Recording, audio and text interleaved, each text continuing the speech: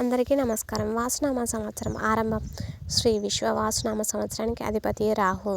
ఈ 2025వ సంవత్సరం ఉగాది నుంచి మీకంతా అంతా మంచి జరగాలని ఆ మహాదేవుణ్ణి మనం మనసారా కోరుకుందాం.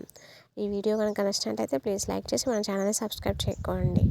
అలాగే మరిన్ని మంచి వీడియోస్ కోసం మన ఛానల్ని సబ్స్క్రైబ్ చేసుకొని పక్కన ఉన్నటువంటి బెల్ ఐకాన్ని ప్రెస్ చేయండి. మార్చి 30వ తేదీ నుంచి తిరిగి 2026వ సంవత్సరం ఉగాది వచ్చేంత వరకు మీకు ఎలా ఉండబోతుందో, అలాగే మీ ఉద్యోగం, వ్యాపారం, విద్య, వ్యవసాయం, రాజకీయం, కుటుంబం, వైవాహిక జీవితము, నక్షత్ర, అలాగే ఫలితంలో, చక్కటి పరిహారంలో ఇలా ఒక్కొక్కటిగా మనం అన్ని వివరంగా తెలుసుకుందాం.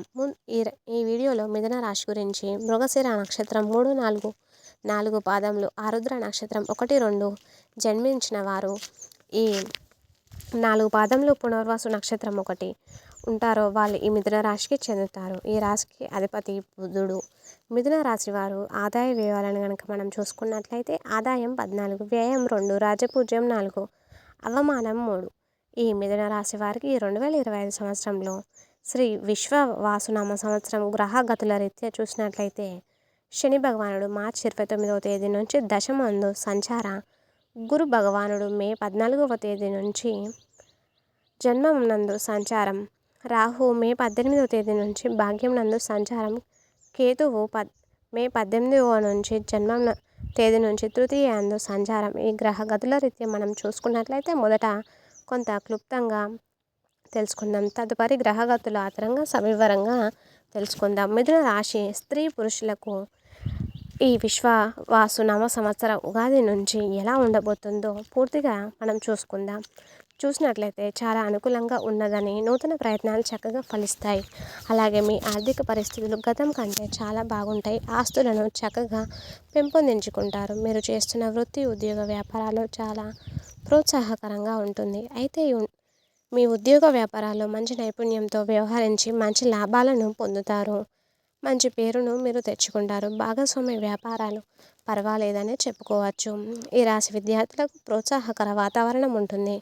కళాకారులు విశేషంగా పత్రికలు, ప్రకటనలు, మీడియా, టెలివిజన్, న్యాయవాదులు, జడ్జిలకు కొంత ప్రోత్సాహకరంగానే ఉందని చెప్పుకోవాలి. వైద్యము, అంతరిక్ష పరిశోధన రంగంలో ఉన్నవారికి అనుకూల సమయం.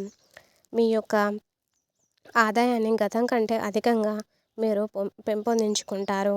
అన్ని వర్గాల వారికి ఏడాది యోగదాయకంగా ఉండును. సాంఘికంగా మీరు మంచి కలిగి ఉంటారు. మీ మేధస్సునే శక్తిచే ఎలాంటి సమస్యలైనా పరిష్కారం జరిగి చక్కగా మీకు లభించును. మంచి ఆలోచన శక్తికి మించిన పనులు చేయుట, ఇతరులను మంచికి సలహాలు ఇచ్చుట, యుక్తి చాతుర్యంతో నష్టద్రవ్య లాభమును పొందుతారు.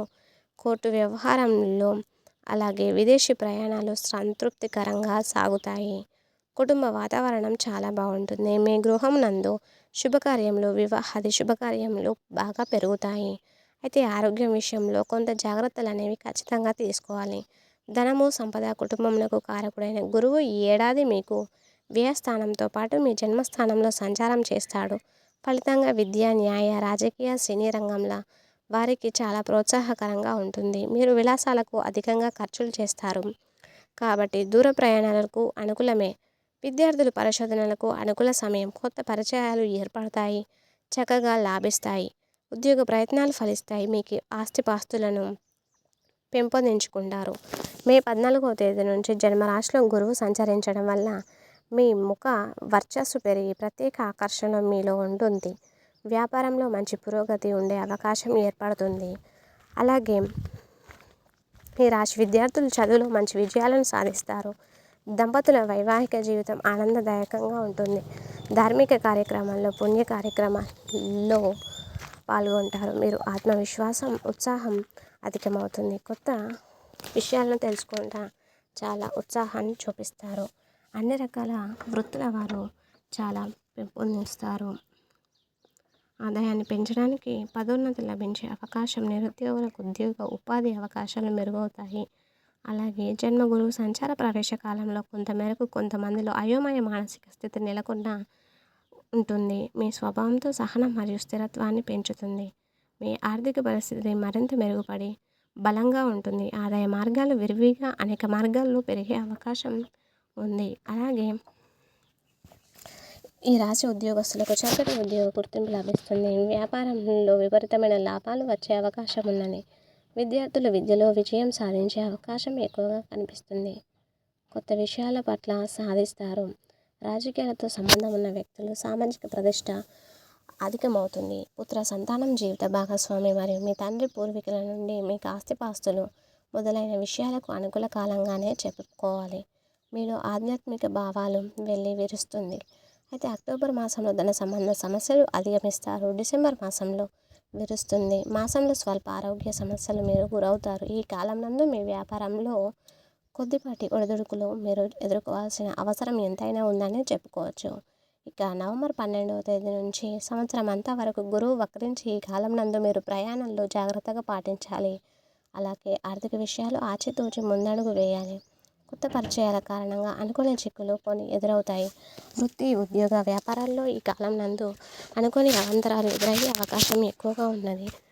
జన్మ జాతకం రీత్యా గురువు అనుకూలంగా లేని సమయం ఎడల మిథున రాశి స్త్రీ పురుషులకు మీ గృహంలో సంవత్సరం ప్రారంభం వివాహాది శుభకార్యాలు జరుగును. అయితే ధన ఒత్తిడి ఉన్న తట్టుకోగలరు. సంఘంలో గౌరవ మర్యాదలు పెరుగును. అయితే ఈ స్థిరస్తులు అమ్మకం చేయలేని కొన్ని అప్పులు అయితే చేస్తారు. కొంత మత్తు పానీయాలకు అలవాటు పడిపోతారు. పనులలో ప్రతి చిన్న విషయానికి అధికంగా ఆలోచించి బాధపడడం, చోర భయాలు అంతరంగ వ్యవధ చెందుట జరుగును. మిత్రులతో కలహము, ఎవరితో మాట పట్టింపులు ఏర్పడకుండా మీరు జాగ్రత్త పడాలి. జన్మ గురువు చే కొన్ని ఇబ్బందులు తప్పవు. చేయి వృత్తులు, వ్యాపారం యందు కొంతమేర నష్టం కలుగును. మీ సంతానం మనస్తాపం రీత్యా ఊహించని కొన్ని సమస్యలు ఎదురవుతాయి. స్త్రీ మూలక సమస్యల వల్ల కొంత ధనం అనేది నష్టపోతుంది. పితృవర్గీయుల వల్ల ఒత్తిడి కలతలు ఏర్పడను.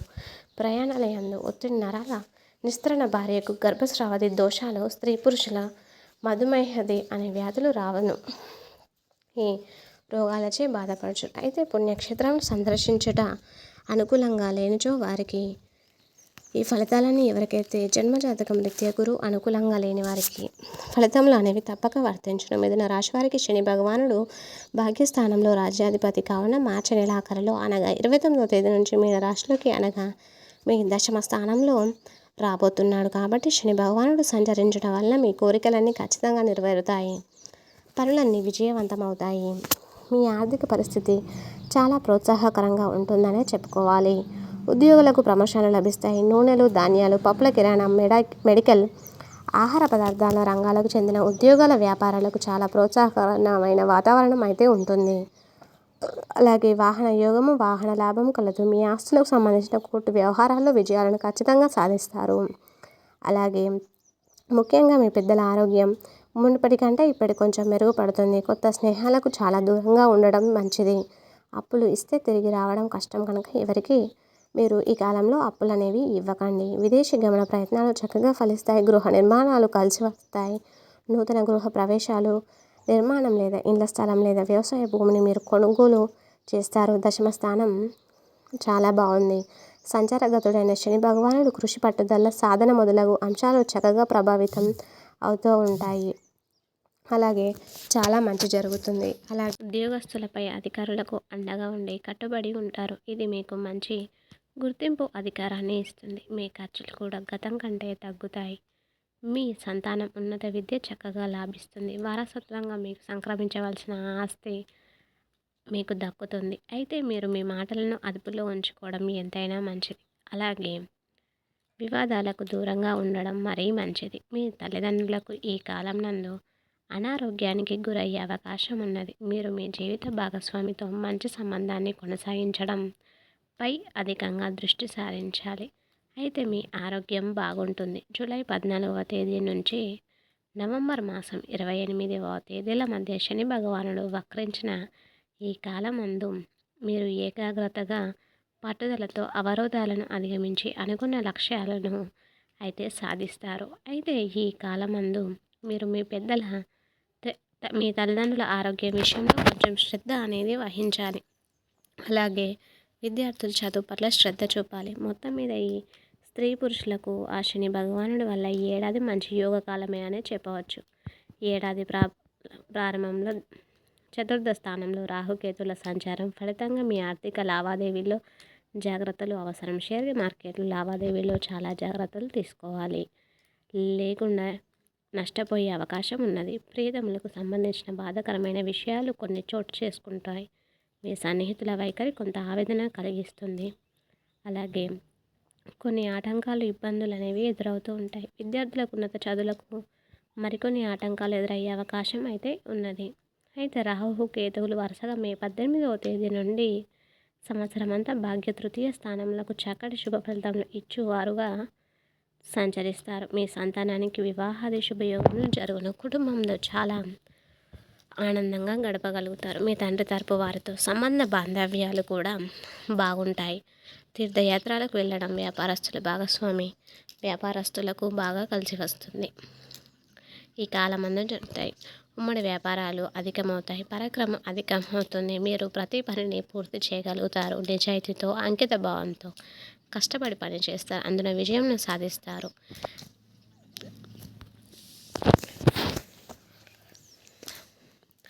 దంపతుల మధ్యన సఖ్యత, ఆనందకర వాతావరణం ఉంటుంది. శుభకార్యములు జరుగును. ఈ రాశి గర్భిణీ స్త్రీలకు ఫ్రీ డెలివరీ జరుగును. పుత్ర సంతాన ప్రాప్తి కలదు. అయితే ఆరోగ్య విషయంలో మీరు కొంత జాగ్రత్తగానే ఉండాలనే చెప్పుకోవచ్చు. ఎందుకంటే అప్పుడప్పుడు కొన్ని ఇబ్బందులు అనేవి ఏర్పడు. నక్షత్రాల వారిగా మనం చూసుకున్నట్లయితే మృగశిర నక్షత్రం వారికి ఏడాది శుభ ఫలితంలో ఉద్యోగ వ్యాపార అభివృద్ధిని కలుగజేయును. ఇక ఆరుద్ర నక్షత్రం వారికి విదేశీ ప్రయాణాలు, ఆకస్మిక ధన లాభం సిద్ధించును. పునర్వసు నక్షత్రం వారికి ఉద్యోగము, ఉన్నతి, నూతన గృహయోగము, వాహన యోగము లభించును.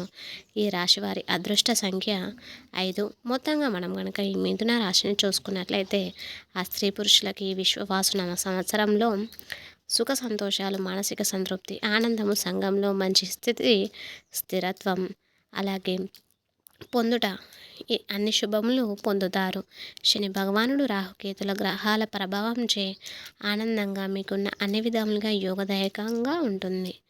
అలాగే మీ మాటకు అనేది ఎలాంటి ఎదురు ఉండదు. మీకు తెలివితేటలు తోడు గ్రహబలం ఉండుటచే ఉన్నత స్థితిలోకి ఆర్థిక అభివృద్ధి కలదు. గత ఏడాది కంటే ఈ ఏడాది అనేది ఉగాది నుంచి మీకు అద్భుతంగా ఉంటుందనటంలో ఎలాంటి సందేహం అనేది లేదనే చెప్పుకోవచ్చు.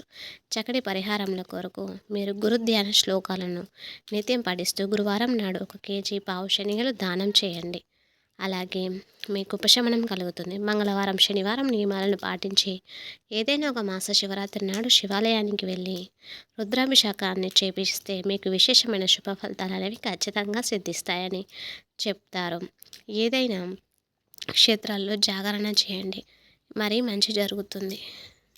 మరీ ముఖ్యంగా మిథున రాశి స్త్రీ పురుషులు షష్ఠి రోజున శ్రీ సుబ్రహ్మణ్య స్వామిని ఆలయాన్ని సందర్శించి స్వామికి పాలాభిషేకం చేపించి అన్ని విధాలుగా యోగించి ఆలయాన్ని సందర్శించి శుభయోగంలో ఐశ్వర్యాభివృద్ధి అనేది తప్పక సిద్ధించడం.